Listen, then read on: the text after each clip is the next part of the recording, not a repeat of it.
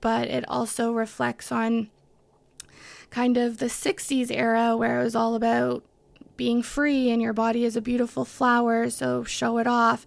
It revolved around being hidden, like women history in general, and it's a lot of politics and a lot of hard topics to be talked about. Why knowledge matters.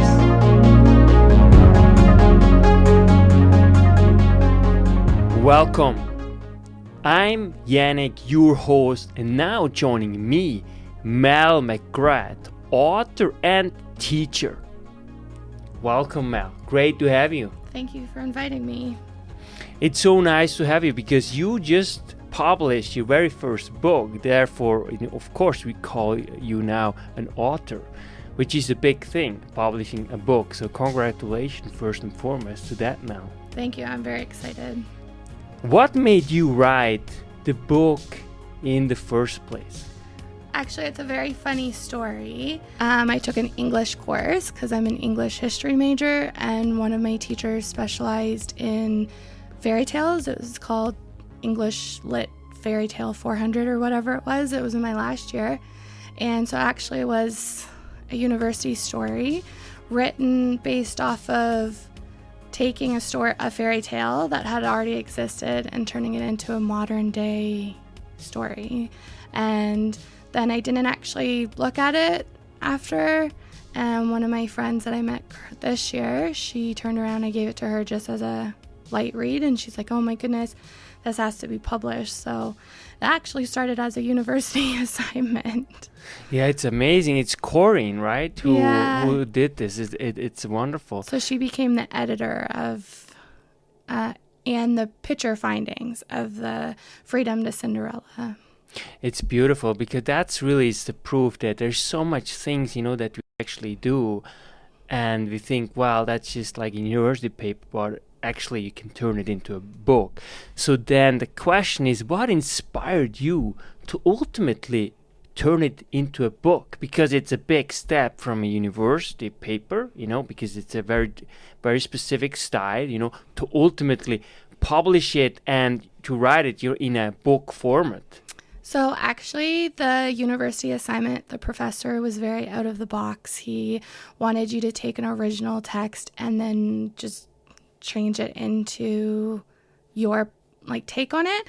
So the way that I submitted the actual assignment was still in book form. So I doodled my own drawings of the book, and I actually had to show where I kept the original. So the original is based off of the Grimm's Brothers Cinderella tale. So the Grimm's Brothers are a very old folk tale that are quite dark and disturbing if you're not familiar with them. But I actually took it a different way. I didn't just sit there and write a normal paper and be boring.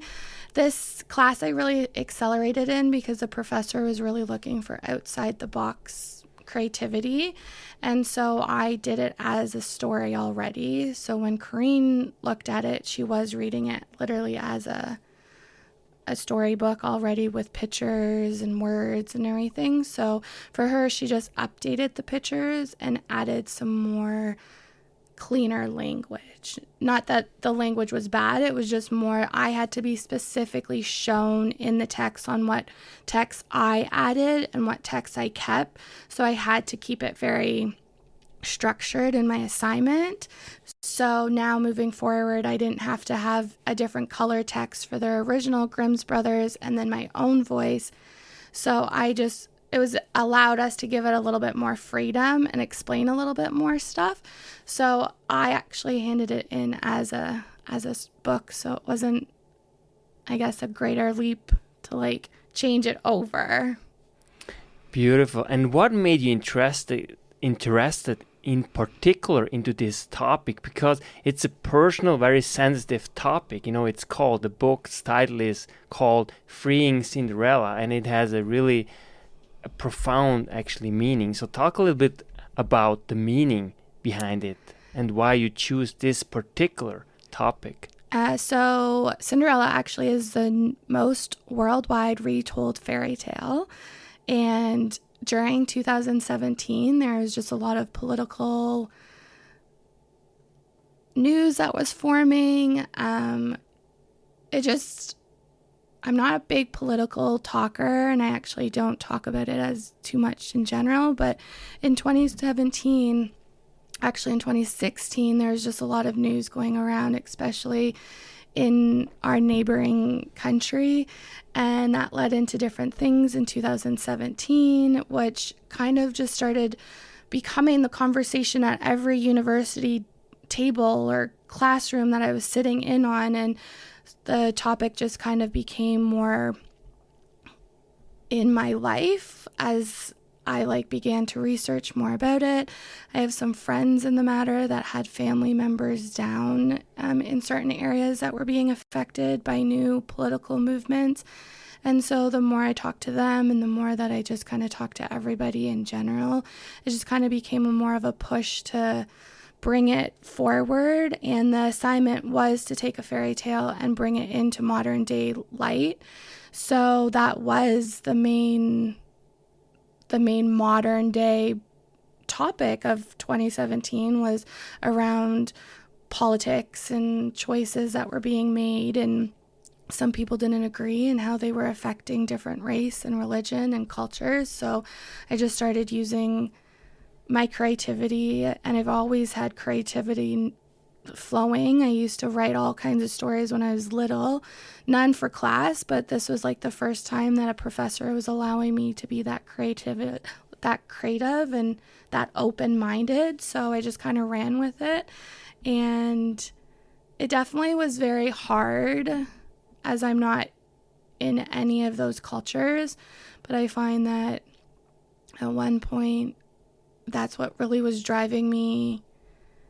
It was the conversation at home. It was the conversation with even my closest friends. So it just kind of seemed more, I guess, driven by what was happening in the media, and then also friends that are living this personally. So that's why I think I went in that direction, as it is very heavy for sure. There's lots of dark twists in the story, but I think if people are afraid to talk about it, then those stories of survivors will never be told. And this is why it is so important, because it's really basically overall it's about, suppressed women. Yeah, for sure. So the whole story is based around Muslim religion, and I'm not Muslim at all.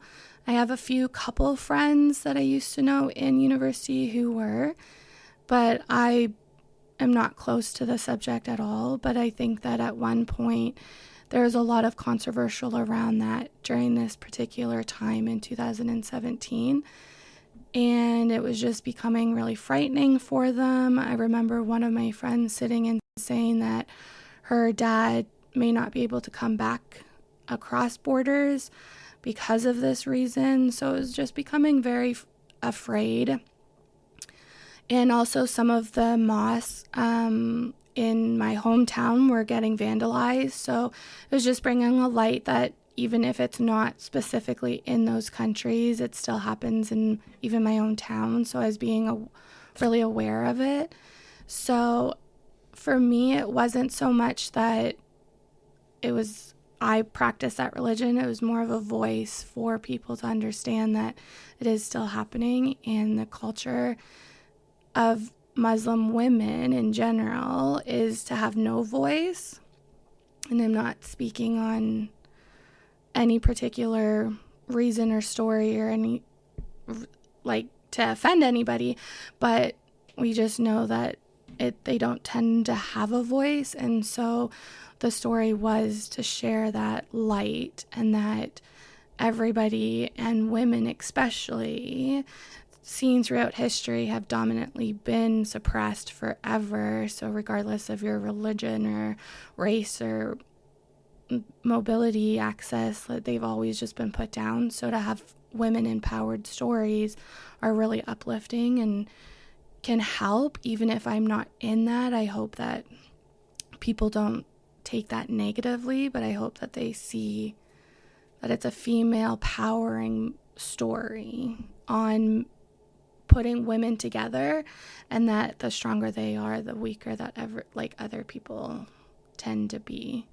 So yeah, it's a very big empowering women's story.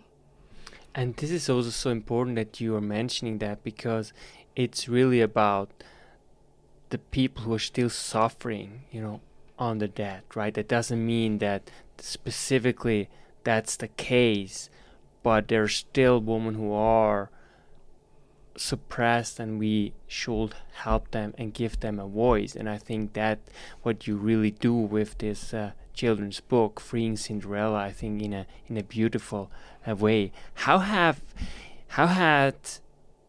What was the reaction of your friends, especially Muslim friends?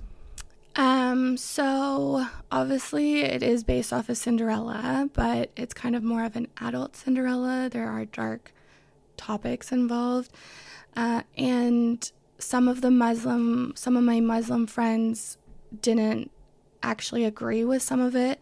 There are some in political correct things talked about being naked at one point, and obviously that would never happen in the Muslim culture. So yes, it is based off of Muslim women, but it also reflects on kind of the 60s era where it was all about being free and your body is a beautiful flower, so show it off.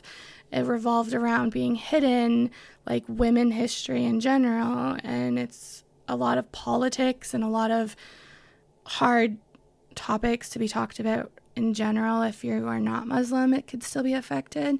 So they said that it was really good and interesting to see it in kind of that story, and they got the references to some of the talking about different atmospheres about men's culture and how they are reflected to women. But yeah, the one part about where Cinderella chooses to express herself nakedly, they didn't agree with that. And at one point I had the opportunity to publish it through my professor years ago, and that was one thing that really stopped me because I didn't want to offend people. I didn't want to take it out either because it is such a big part in the story. Even though it's only one page, it's still like the whole thing of it still is really powerful. And so they didn't agree with that one, and I kind of backed away from publishing it. And now, years later, I just lost connections with those Muslim friends, so I hadn't sent them the new draft to see how they like this version that actually got printed and published. But I still feel very strongly about it, and it's more the message of women coming together, especially in the years that have come from politics and what have been decided from women. So I think in that sense they weren't totally excited about that, which I completely understand. As a faith that has strictly told you women should cover up and then completely go naked, it's a very big shift. So that part definitely they weren't a fan of, but I think the rest of it they were able to understand the message behind it, especially given the 2017 political talkings. And I think what's really important is books are here in order for you to make you think and to absorb new ideas, to see new perspective. And I think that's very important. And therefore, to some extent, if you're not at all controversial, then sometimes also it doesn't make us think at all, right? So books are here to make us think, make us develop, make us better humans ultimately. And I think that's a strategy, right, that any successful writer does to make it somehow appealing to people. And if it's just a story that, okay, well, I wake up in the morning and then I go to the store and come back, well, that's pretty hard to somehow sell this book. So it really makes sense. But also in this political climate that we live in now, a little bit less, I think, but it's almost everything is controversial. Almost became everything, even sports became political, which I'm completely against it, and in so many ways I think we really should come back to common sense and discuss things. If we don't agree, that's great. When I always talk with, for example, my atheist friends, I have the most fruitful discussion with the people that I really truly do not agree, but they make me ultimately a better human being, a better Christian, because I find even more interesting aspects in my faith, for example, that I have, if I would not have the chance to exchange and to have these arguments with my atheist friends. So I think that's so important, because Absolutely. Otherwise there's no point, right? Well, I also think that you touch on a good point, that at one point it's a book to learn. And if your book is just about what you do, well, I'm sure somebody will buy that because they are struggling just to go to the store. But that's no longer a book in terms of my book in how I wanted to empower women. That's more of a self-help book on just being able to motivate yourself. And you know what? You got up, you got dressed, you went to the store, you did it. But for me, I really wanted to have a book that was really something that you think about, because at one point at the end of the day, people aren't going to like it. There are going to be people who like it, and everybody's entitled to their own opinion. But I think for me personally, moving forward with writing it was just really to show that I may not have lived this, or it's not my personal story to share, but for those people who do have those personal stories and who are just not ready to share it, maybe that's what this book comes out, is that you're thinking more about how women or men in today's society can all be supportive. Even some women may not be supportive, so you just have to find the right group to give you that platform for those voices. So I think at one point I am the voice, or I would like to think that I am part of this big movement for women's voices to actually encourage women who are survivors or have their own stories that are absolutely gut-wrenching, but gets you to think that, unfortunately, this could be your neighbor, or this could be your best friend's grandmother. I think it gives women and men, or all generations, to reflect on different points in their life and really start making impacting choices for the future.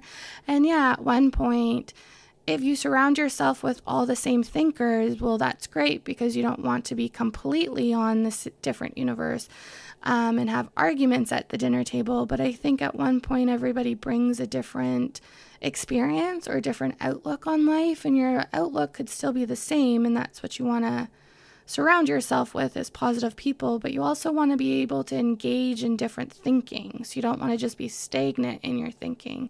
You want to be able to think and push those boundaries and open up on, well, why can't I do this? And why haven't I done this? And why is that this? And so it allows for also more research and more voices, and potentially leads to more stories and feeling comfortable to be heard on a wider platform.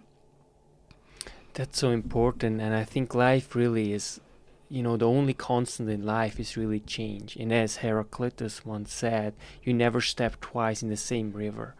And that's so important, and you want to be stimulated all the time, because if you stop with the movement, with the flow, then it means basically regress and death. And there's nothing more appealing to have different voices all the time, and to really look for it as well, in order for you to engage, to become a better person. And therefore you mentioned a little bit about personal transformation. How does the book, you can also give us some example, help in personal transformation? So I think part of the Cinderella tale is, we all know that the original Cinderella tale is she lives with her stepmother, her stepsisters, and they're very emotionally and physically abusive to her. And then she has this magical godmother come in, make her pretty and in a pretty dress, and be seen in some other alternative way by outwardly. And then she goes to the ball, and she gets saved by this prince, which is a man, right? So this story really grows in personal growth in terms of, it's actually the reverse. So she is still called Cinderella. She is named after the ashes, but she doesn't live with mother and stepsister is actually her biological dad and her grandpa and uncle. So we have the power struggles of men there. And then in the turn, we still have a ball, if you can say it a ball, but it's a 3-day event. And women of all abilities and race and backgrounds come and help her. So for me, it's the fact that women can stand on their own. And I know that there's all kinds of lovely men out there and who are supportive of their wives and their girlfriends and their sisters. But in terms of fighting a bigger power of hierarchy, the ball is still like represented in Cinderella as like her saving grace. And I decided to do the power of 3 because it is 3 major events that look inwardly on inner strength, outwardly appearance, and how you can still be seen as invisible but still be heard. So I've given the power of a voice to be seen in different ways through your eyes, which are just completely covered in the traditional Muslim hijab, and then becoming completely vulnerable and being completely naked in terms of this is who I am. I'm very free now in terms of struggle with identity, so you can only be seen on what you wear versus how you speak. So if you are a posher speaking person and you use bigger Oxford words, then people are going to associate with you with a higher educational learning. Where if you learn slang words out on the street, people are going to assume that you didn't have the best upbringing. And that's, words have big power in how you use them. So moving forward with this book, I wanted to show the power of 3. Your voice can be heard, and it doesn't matter what you dress like. It doesn't matter where you come from or your backgrounds, as long as you have the confidence to use your voice. Your eyes are also a big part of how you see. So you may not even be able to see if your vision is not there, or if you've lost your vision, you can still have the power of hearing and seeing. So I wanted to address on people to see. It's not to actually take in, to see through your own eyes.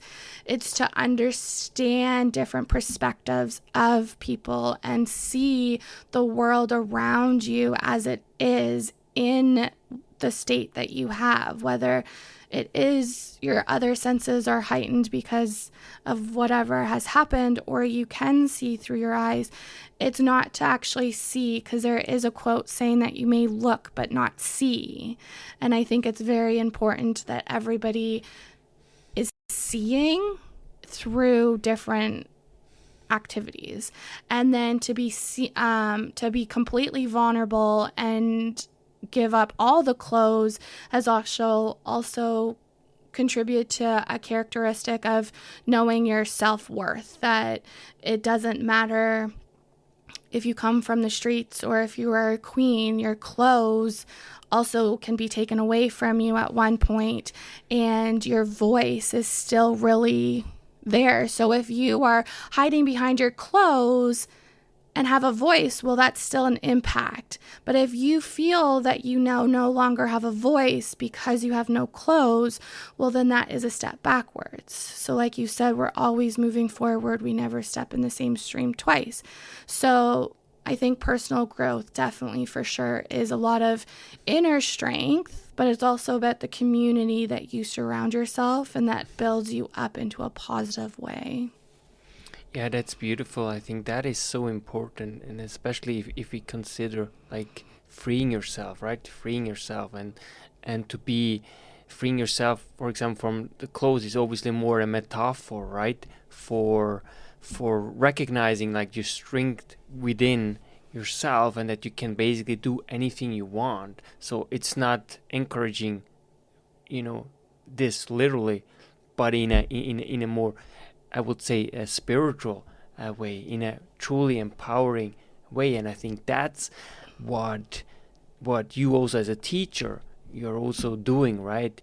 you try to empower your students, to believe in themselves, because if they don't have to believe to learn whatever it is, well, it's really hard to actually acquire the knowledge, that they need to acquire in life.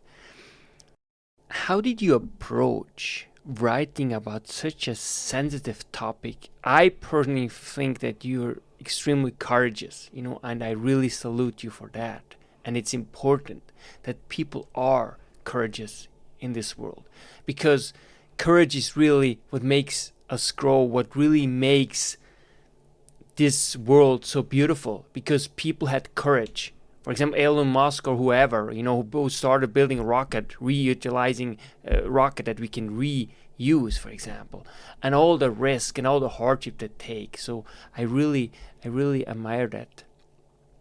Yeah, thank you. I think for me, it is big topics, and I've not experienced any of them actually personally. And I do know that some critics out there will find that very hard for me to have written on it. I have heard lots of stories, and I have lots of friends who have gone through different parts of, not everything, but different parts. And I think for me, being personally affected by those friends and how their life has ultimately shifted from some of these topics, it's very hard to move forward and wonder or talk about it. But I think putting yourself into other people's shoes gives them the courage to potentially talk about their own story when they are ready. I'm not knocking anybody's story. I'm not changing it. I didn't take any of my friends' personal stories and put it in. I'm just acknowledging what the world has gone through and what has been coming out in the news. And so a lot of it has been publicized information in the stories. It does talk about, not in detail, but there is mention of rape, abortion, abuse, neglect. And so at one point, those are huge topics, and that shouldn't just be on a one-line page or one sentence. It should be, those individual topics should be taken and given so many platforms. And I know at one point I only addressed it as a one-line sentence, but I have to also think that I do have to be respectful for those stories who have not been shared yet of those survivors, because at one point it's not my place to go into detail of them. So I have to be mindful of that, but it's also still a place where it can be shared. Because even if it hasn't happened to me, why do I have to now just pretend that it's not there? So for me, the reason that I wrote about it and wrote about such dark topics is because it is there. And I think people who have not experienced it still need to make it an open, free environment to talk about for those people who have experienced it to want to share more. Because if the world just continues to not say anything about it, it makes it so that it's really hard for those survivors to turn around and talk about it or go to court and talk about it again. And it's because it's so silent that if people just don't bring it up at all, then it's it's whatever. So for me, I touched on it because I think that it's still important to know that it could happen to anybody, and I don't want it to, but I think that everybody needs a platform to feel safe and comfortable, and the topics are very hard, and given how they are used in the story, it does relate to a very dark story. So I wouldn't necessarily read it to your children for bedtime, but that's what the Grimm's brothers were. They were fairy tale bedtime stories. I just think at one point, if no one's going to be talking about it, then people who do have their own personal stories get further and further left behind. So I just hope that at one point my voice and my little story can show that other people who do gratefully read it, that, you know, there are people out there that may have never understood what you're going through, but will believe you. And that is the biggest thing right now, is that I think people who have never gone through it have a hard time believing it. And my story on writing it is that I do believe in those women or those men, because I know it's also highly not talked about that men can get into emotional and physical abuses or relationships and also have their own struggles as well, mentally and physically. Or so it's not just about women, although it dominantly relates to women and women's strength. I think we have to also look at the society we live in 2023, that it could be anybody reading this story that will take a positive light on it. But it definitely is showing that I talk about it. I believe that you have had a story to share. So that's why I talk about it. But it was still very challenging to write, to even put myself out there on this little platform, because I've not had any experience. And if questions got asked, like, how do you have the right to talk about it? And you're right, I don't. But in truth be told, I think that we need more people to start talking about all experiences so that people know that they are believed. I think this is a flaw in thinking if people think you don't have to write, because how about myself? Let's suppose I never experienced justice. So therefore I cannot talk about justice, or vice versa. I have never experienced injustice, therefore I cannot talk about injustice. That doesn't make any sense. That doesn't totally make any sense. So I don't agree at all that you what you say, that well you from certain perspective you might not have the right to talk about such a topic. But I think it is essential, because if good people stay ignorant or remain calm, that's where evil can strive. Absolutely. And that's so important. And that's where I think, going back to, if I write about it, I know that it's there, and I'm willing to be ears to someone who wants to tell their story. So I definitely agree that by writing about it, by acknowledging it, you are giving platforms to these deeper subjects that do deserve being highlighted and believing. And I think that's where people are struggling. So for me, I had to get over my own insecurities of, what people are going to attack me from not having the right to talk about it. But, you know, those are so few people, and that may not even ever come.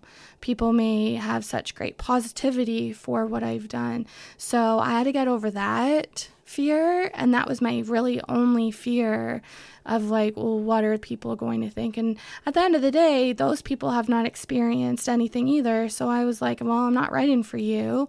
I'm writing for the people that don't feel like they have a voice yet, and that they don't feel like they're believed. So yeah, those were like my own thinkings. But then I got thinking back to why I originally wrote it, and it was because all the topics were so big, and it was a conversation of dinner parties and coffee meetups and everything, that it was just like, well, why are we only just talking about, like, oh, what ifs, or oh, that's terrible? I need to show people that I believe as well. So yeah, I definitely think that you're right in the terms of, if no one does anything, then it's just naiveness, and you move along and everybody else does not feel comfortable coming to you. So I really wanted to write it on base of people who are going through possible situations, and to know that they are believed and loved even too. I think that's a big thing as well. Like, are they going to believe me, but are they going to still love me at the end of the day if I come out with this news? And I think those things that have to come from within as well, is that, you know, they could be complete strangers to you, but they are willing to very much help you compared to someone that you've known forever. And I think Freedom Cinderella really talks about all these different women that come to see her and help her through things that now build a family at the end. What do you hope readers will take away from this book, Freeing Cinderella? I personally would like that everybody loves it, but I know being reality and realistic that some people may not enjoy it. But for my hopes of what comes out and the readers that do, I just hope that they see that women can empower women. You do have a voice when you use it, and that it just encourages more women to stand on each other's side than choosing to be on the other side and name calling them, or whatever you see in the media that women are doing. And this has been going on forever, that you have to be a certain size, you have to dress certainly, you have to have this kind of money or do this, or you're being a bad parent. And I think women need to stop shaming women in terms of everything. And you know what? Just support them. They may be a single mom who had a really hard day, or they may be going through things that you don't know entirely yourself either. So just being empathetic towards each other and not judging them until maybe you do have a reason to judge them. I don't know. There is no until you have a reason to judge them. I think personalities you don't need to make friends with every single person, and personalities sometimes don't allow that. And that is okay, but I think personally moving forward as a female too, that we shouldn't be knocking females down. Even if you're not in friends with them, you should still be encouraging them. And I see a lot of negativity on social media that, this person does this, well, I think you're a bad person, or because you do your nails, you're a bad person, or you wear this, you're a bad person. I think women need to start coming together, and that's what I hope for this book, is that they can see the power of women coming together, even if you know nothing about each other, or if you have never seen each other. I think words and actions together make a very powerful uprising. And I'm not even saying uprising in terms of anything, but self-worth and self-confidence is very, very prominent. So I think, and I'm very important. So I think just taking away from the book that, first of all, you don't need a man to save you. And there is no ball. We all have to be idyllic that we're not going to have a godmother that comes and puts us in this very expensive dress with glass slippers, and we go off to the ball and we dance a magical night and then leave. We are individual selves, and men too. They're responsible for their selves. Yes, people can talk to God and religion and help that way and know that God will help. And yes, they do. And yes, he will help you choose those paths. I read a story yesterday that she chose not to go again, or she chose not to listen to the word and kind of lost her way in the church for 8 years. So religion definitely, I know, still plays a part in individual personalities, but I think at the end of the day, women, regardless of your religion or your race or your capabilities, everybody has kind words. And that's just the hope that inner self-confidence and inner self-worth allows you as an individual to move forward. And maybe you are a mom and struggling to find who you are again. And everyone, regardless if you're a teacher, doctor, mom, aunt, uncle, you all need to be able to know who you are and say, I am this and I am comfortable, and I struggled today, or I had a fantastic day. And this book just also reminds people that regardless of what you're going through, there are good days, there are little joys every day, and you start believing in yourself, those joys will get bigger, and those joys will start taking over the whole day, and you just have to start putting yourself first. And that's very hard for everybody. I know that it's very hard for people who constantly are getting put down to put yourself first, but you just need someone to believe in you, the way that they do, and that eventually you will believe in yourself. So the story, really long explanation, but I think it's important to understand that everybody needs to self-worth them, or that their life is equally as important, and that you bring someone, even if it's just a hello to an older lady on the bus stop, maybe you brought joy to her life that day. So you have to start taking a step back in terms of how busy your life is, and just breathe and find even 5 minutes of your day that is reflecting on yourself, and make yourself more empowering and love yourself, rather than making sure everybody else is comfortable. And in Freedom Cinderella, lots of women do end up helping her, but again, at the end of the story, it's about what she's done and how she's used her platform and how she's been able to change her destiny. And yes, you could call these women godmothers, and they do change her appearances and bring her different clothes and stuff, but it's also kind of like how she's wished for.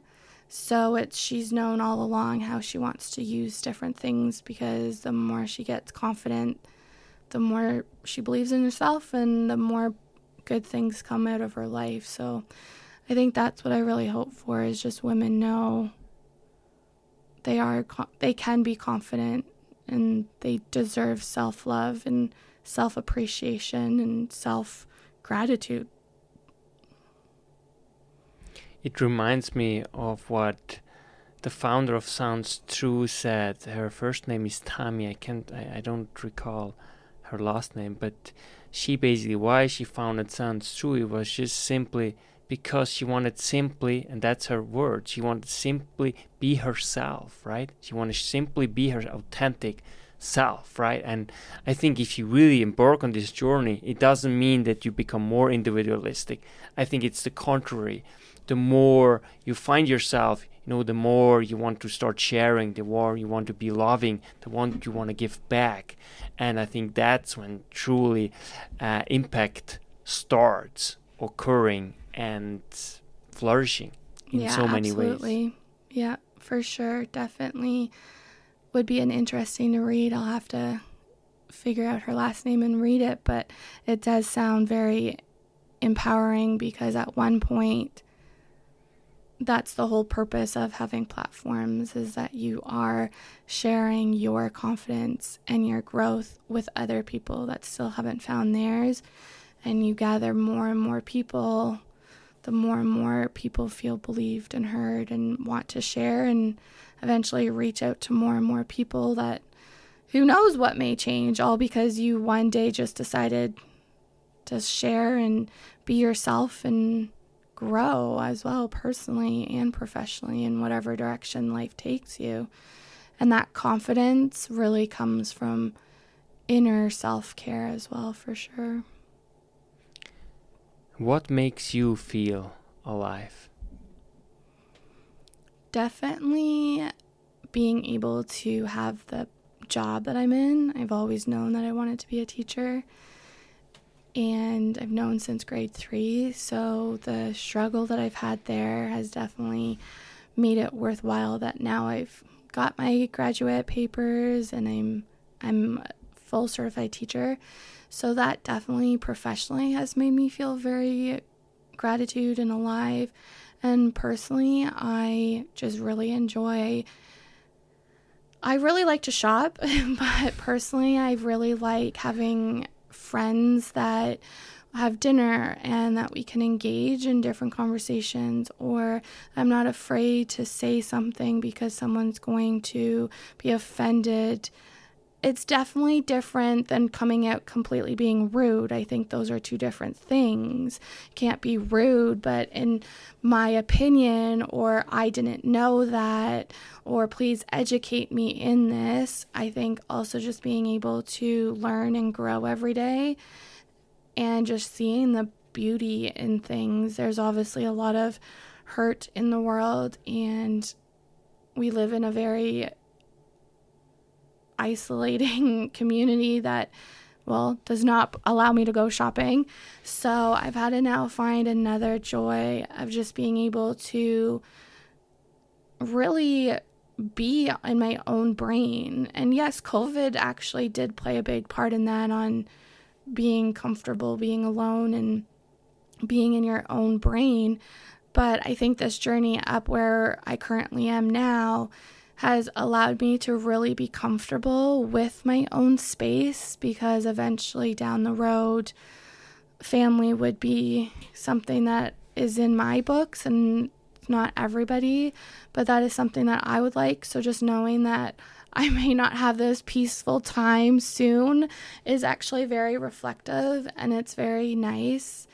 And that's kind of, things can change, and your mobility could change, your driving could change.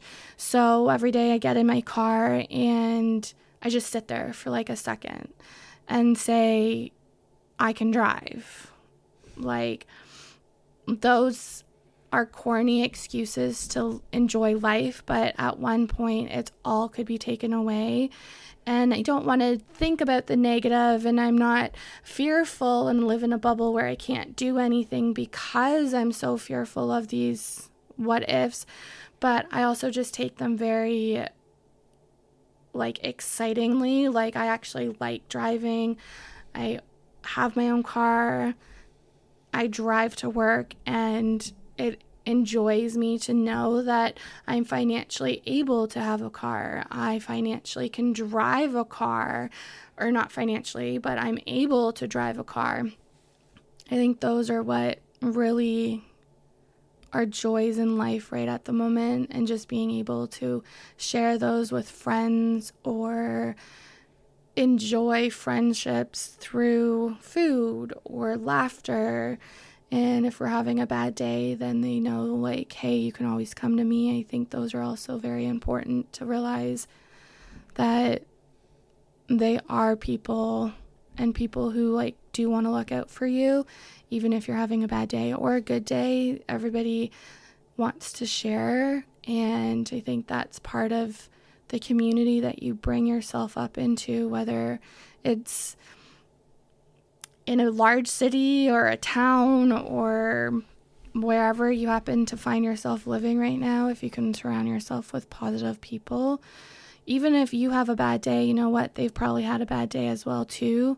So maybe not that day, but I think just being able to have conversations and not letting things build up as well also bring me joy. So definitely miss shopping and, like, socializing, but enjoying, like, living in my own brain, which sounds so weird, because what else do? You live in your brain. But if you have roommates who, like, bug you or something, it's still very good to try and have an outlet, whether that's art or drawing or however you want to do, so that it doesn't consume you, is also something that I find I've learned in the last couple years. Is a voice for sure, and Freedom Cinderella, definitely a voice, but also being able to, like, be happy with yourself.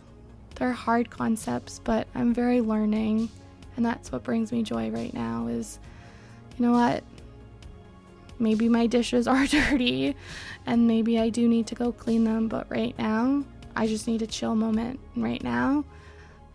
Or I cleaned the entire house, but you know what, I didn't vacuum, and those little things I just am pushing away because I've done so much. And I look at all the things that I've done that day. Maybe I did nothing. Maybe I watched movies all day. But you know what? I'm listening to my body more, and those are what finds joy in my life right at the moment. Mel McGrath, thank you so much for being on the show. It's been great. Thank you for having me. Mel McGrath. It was great. Really nice. I loved it. That's why knowledge matters.